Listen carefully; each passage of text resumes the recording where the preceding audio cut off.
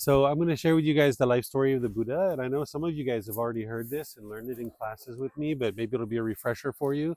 And some of you haven't heard his life story at all. So I'll share it with you guys. So the individual that we refer to as the Buddha, he was born Siddhartha Gautama. And he was born to a royal family. His mom was a queen and his dad was the king. And during this time frame, what they would do is, as the woman was about to deliver, they would usually take her to her homeland in order to deliver wherever she grew up, because then she'd have her parents and her siblings to be able to help her take care of the child. So they took a journey from the kingdom, which is about, Ramesh says, an hour and a half from here. They were journeying back to his mother's homeland. And in the process of this journey, she went into labor pains and she got out. They stopped the caravan, which would have been in this area. They stopped the caravan. She went over to a tree that would have been over there before that structure was built, and she grabbed onto the branch of the tree. And then the baby came out through the side of her stomach because it was having difficulties coming through the normal birthing canal, so it breaks through the side of the stomach. And it's she died 7 days later because of this. Because today we would have just done a C-section and she would have been just fine, but 2,500 years ago they didn't have that technology, so she ends up dying. He was born in 563 BCE, and he ends up dying in 483 BCE, which is 80 years of life. It's said that when he was born, that he walked 7 steps, lotus flowers blossomed under his feet, and he spoke and he said, "This will be my last birth."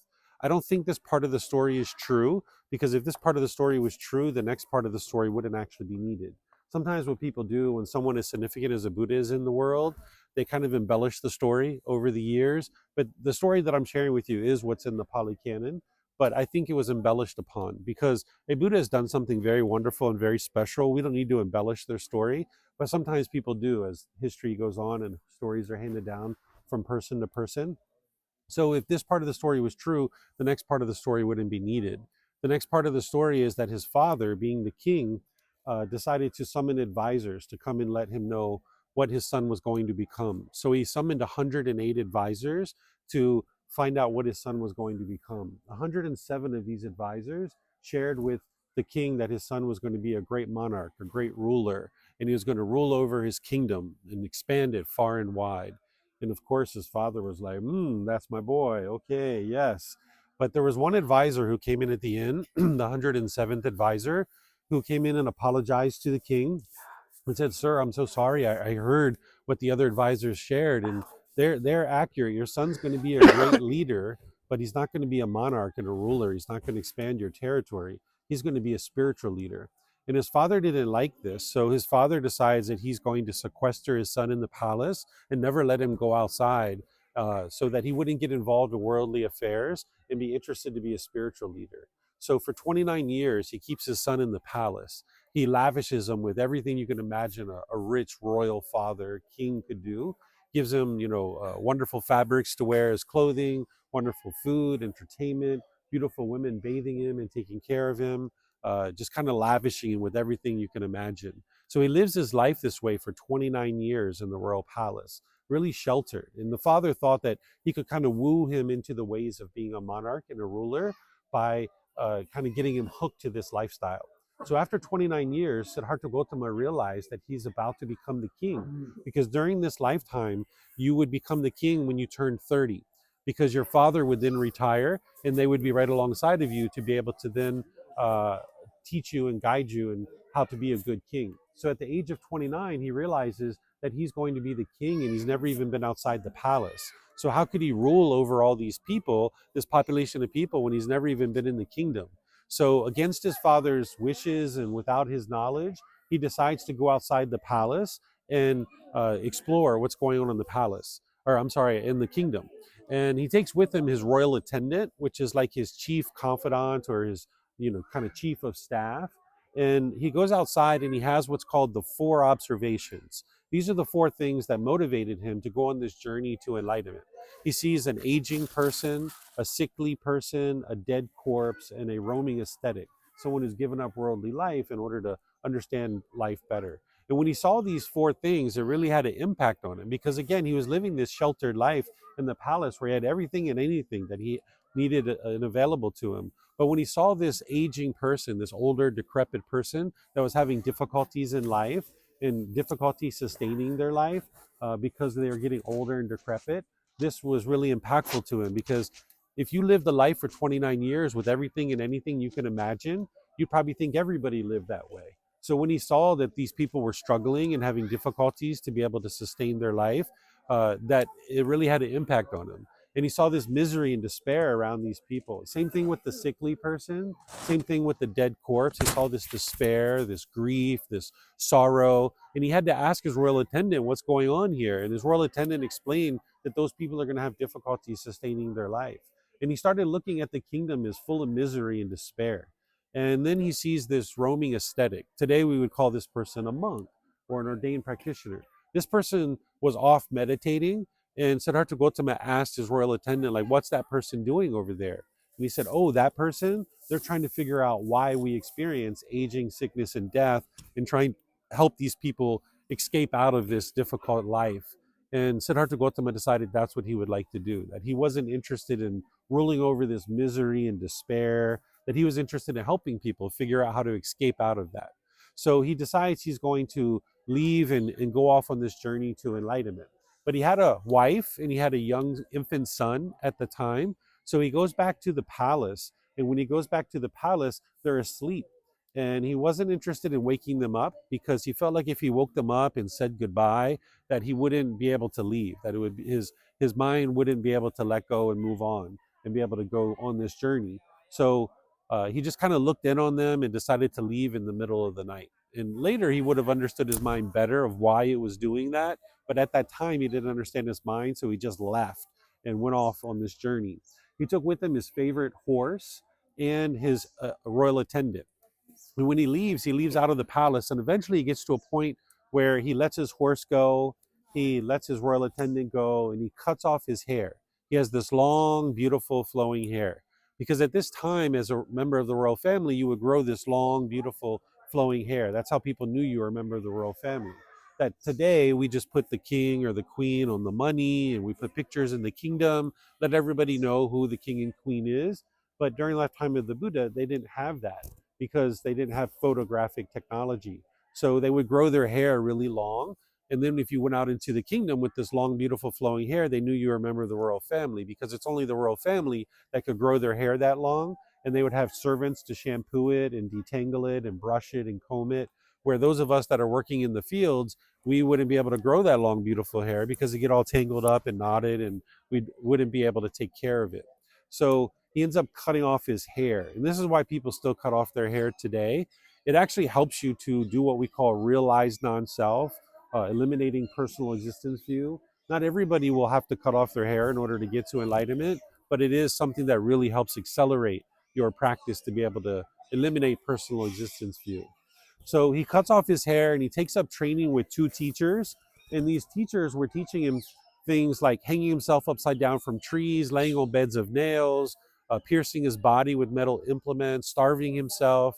The thought was at the time is if you could cause physical pain to the body and your mind could overcome that pain, that then you would get to enlightenment. So he did this with one teacher for about a year. And at the end of the year, the teacher declared that he had mastered his teachings and that he could go off and share his teachings. And Siddhartha Gautama realized that his mind wasn't any more peaceful than it was when he was in the palace. So he leaves from that teacher and he goes, takes up a training with another teacher. And this teacher was essentially teaching him the exact same things, hanging himself upside down from trees, laying on beds of nails, starving himself, piercing his body with metal implements. And at the end of a year, this teacher also declares that he had mastered his teachings. And he realized his mind wasn't any more peaceful than when he was in the royal palace. So frustrated with the whole thing, thinking that he had wasted 2 years of his life, he goes off on a journey on his own to try to figure out how to get to enlightenment. So he goes off into the forest, and the only things he knows how to do are the things that he was learning with these two teachers. So he continued doing these things. He was meditating and doing those kinds of things, but he hadn't put the whole package together of how to get to enlightenment yet. So he was still starving himself and doing things like that. He took it all the way to the point where he was only eating 1 grain of rice per day. And he was on the edge of the forest, essentially on death's doorstep, where he was like skin and bones, and he was meditating. And there was this mother and young daughter that came by, and they saw him there meditating on death's doorstep, and they begged and pleaded with him to eat some rice. And he reluctantly accepted this rice. And when he did, he had a realization where he realized that when he was in the palace, he was living this life of sensual pleasures where he had everything and anything that you could imagine. But when he left, he swung all the way to the other side where now he's eating 1 grain of rice per day. And he realized none of these two extremes actually lead to enlightenment. So this is where he started to understand the middle way, where he could do things in moderation. And this is what you might observe about your mind, that your mind swings from side to side. When you have a certain craving, you kind of swing to the other side, that you need to bring your mind toward the middle where you can do things in moderation.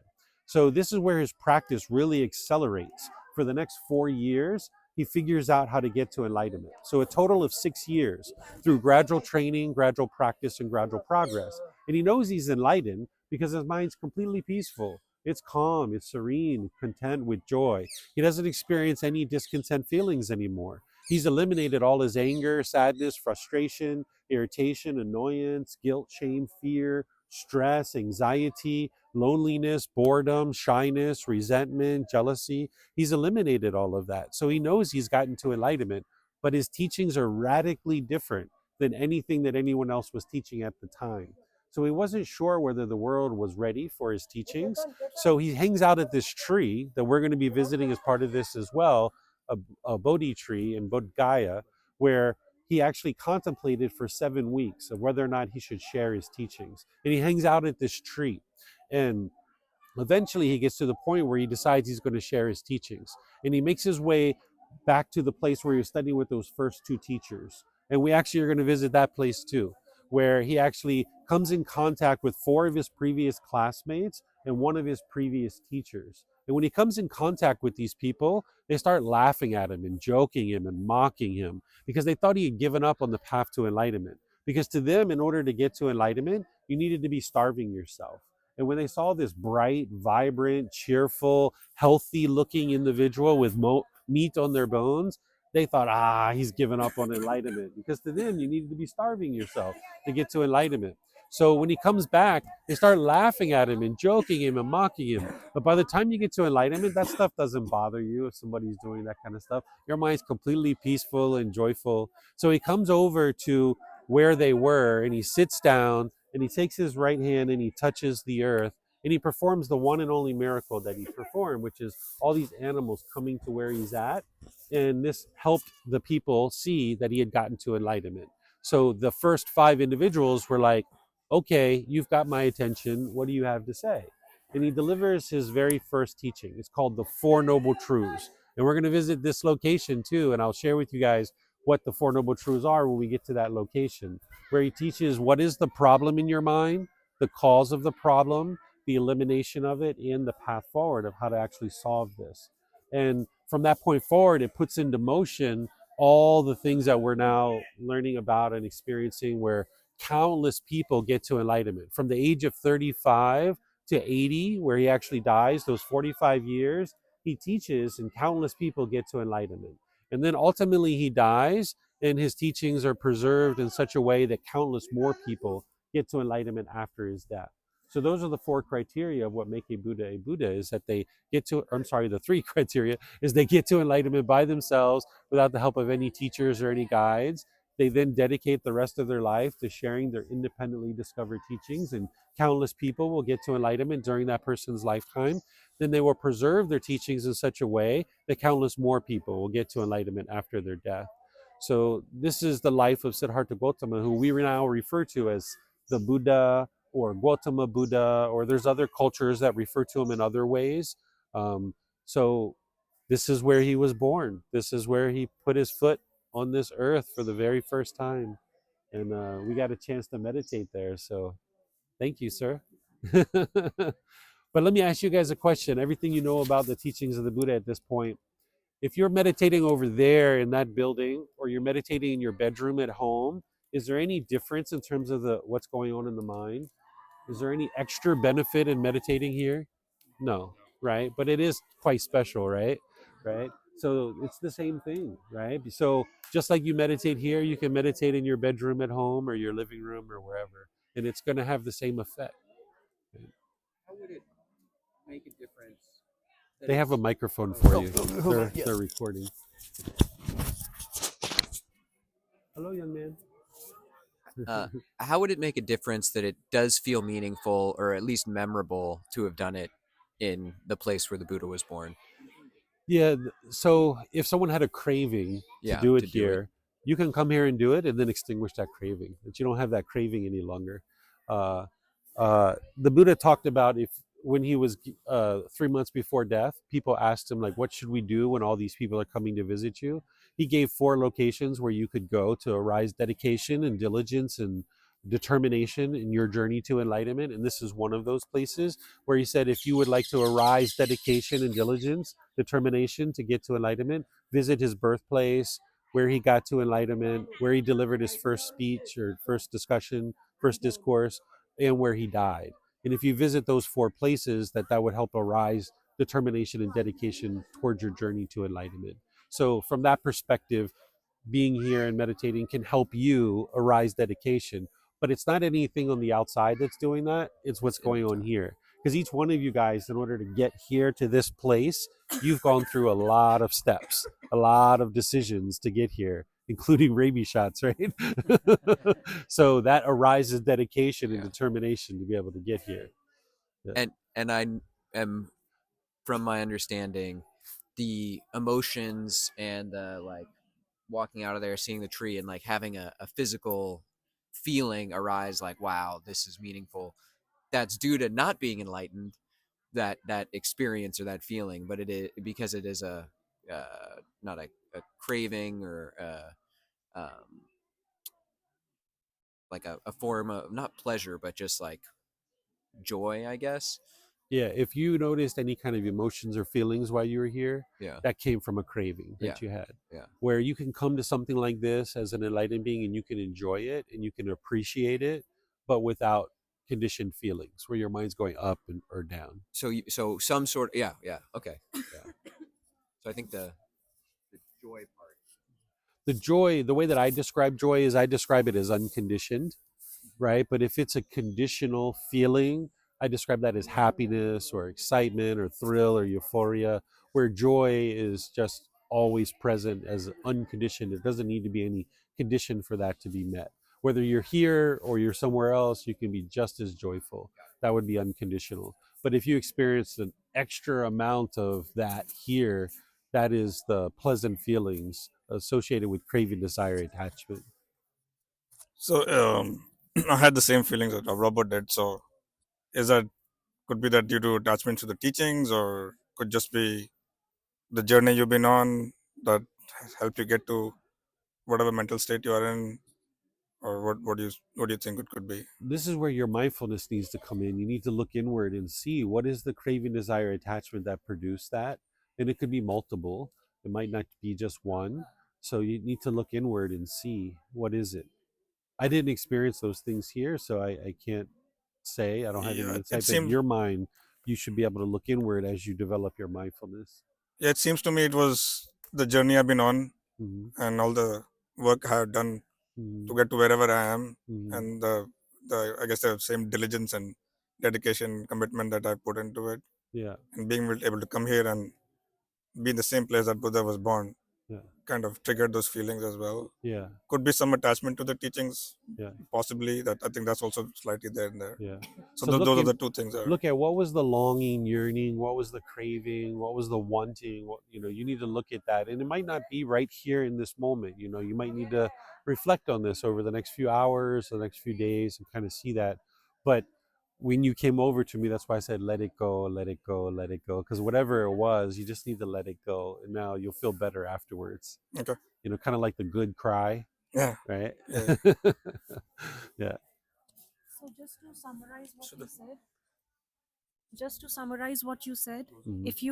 if you come here like you feel special, Hmm. that's different. Yeah. But if you are not able to come here, or if supposing I fell sick in the morning and I had to stay back in the hotel, and then I don't feel any regret or some discontent feelings. Mhm. That's okay. Yeah, it's not about what's okay or not okay. It's about what is going on in the mind. And if someone was sick and they stayed at the hotel and they were completely content with that, that shows that there's no craving, desire, attachment there. Whereas if they were irritable and grumpy and frustrated, that shows that there's craving, desire, attachment in the mind.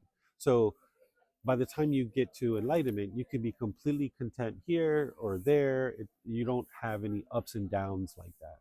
But feeling special over here does not mean that you have a craving. It doesn't mean you have a craving. You need to look at your mind and see is there conditioned feelings. Like I Mm. think this was very special, Yeah. but it's not a feeling. It's a thought that I'm having. It's a opinion. It's a view. It was appreciation and gratitude for being able to Yeah. be here. Okay. Okay. Um, but that's not a feeling. That's just a sentiment in the mind, a Okay. thought in the mind. Okay. Hmm. What's that? Sorry, here. Conversation we continue to have. Yeah. I was just reinforcing what we've already talked about, but Oh, okay. aren't good feelings good because it feels good to be here? Yeah. Yeah, I don't think of it as good or bad because that's going to send you into right and wrong, good and bad. By the time you train your mind, you don't have that favoring and opposing, that good or bad, that kind of polar opposites like that. So these feelings that are conditional, whether they're pleasant, painful, or neither painful nor pleasant, it is discontentedness. It will shake up your mind, and it's going to take the mind up and down. But I don't think of them as good or bad. But it is a problem that the mind has in the unenlightened state. Got it.